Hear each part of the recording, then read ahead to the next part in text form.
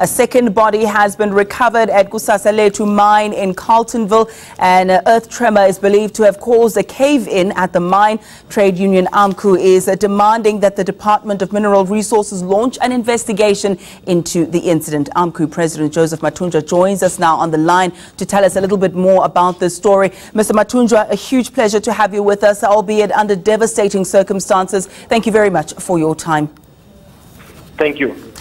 Just according to the conversation we had off air, we understand that of the 5 miners who were trapped underground, one of them was brought to the surface yesterday. The second, in the wee hours of this morning, he was an AMCU member. Am I correct? Yes, according to the regional information, our regional offices, they are saying the one that was retrieved in the early hours of this morning, around about 3, was an AMCU member, and the one yesterday was an NUM member. Now, we understand that of the 5, 3 still remain underground. Do we know about their well-being? Are they still alive? It is difficult because in the proximity where they found these other 2, it shows clearly that they are also around the very same area, which is quite a big rock according to the information we received.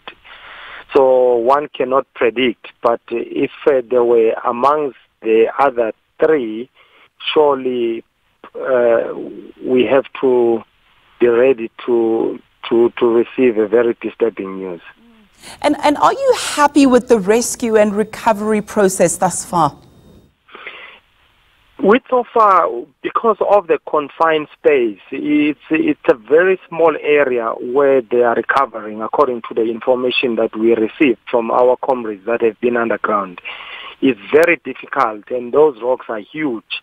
So the Proto team, which is a highly trained team that normally attend to these disasters, they are saying they are trying their utmost best because they cannot do any other mechanism in order to break the rock, except they have to do it manually.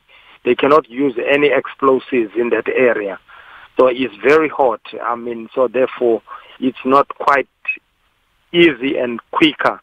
So the pace that they are using is the only pace that they can, because also they have to look after themselves. We cannot afford to injure more people. So therefore, I think the pace that they are using is determined by the area in which they find themselves in. With the Lily Gold Mine incident fresh in our minds, one can't help but wonder whether or not safety is improving in the sector. It seems to still be a cause for concern. It is a call for concern.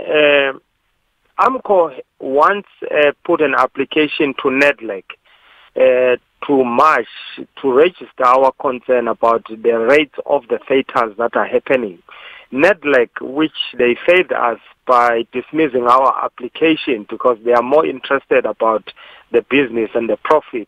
We are very concerned. From last year, we've been trying to lobby NEDLAC to allow us to march and deliver the memorandum to the relevant stakeholders that the workers at the mines are not safe.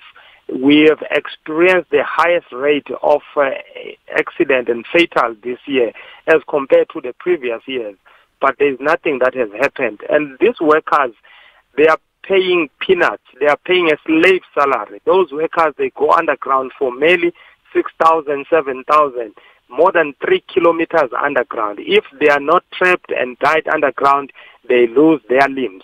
So all these things, when AMCU fight for a living wage, for a decent salary for these workers, AMCU is viewed as a union that is militant, insensitive, doesn't think of the GDP of the country. They are risking the employment, the job security of the workers.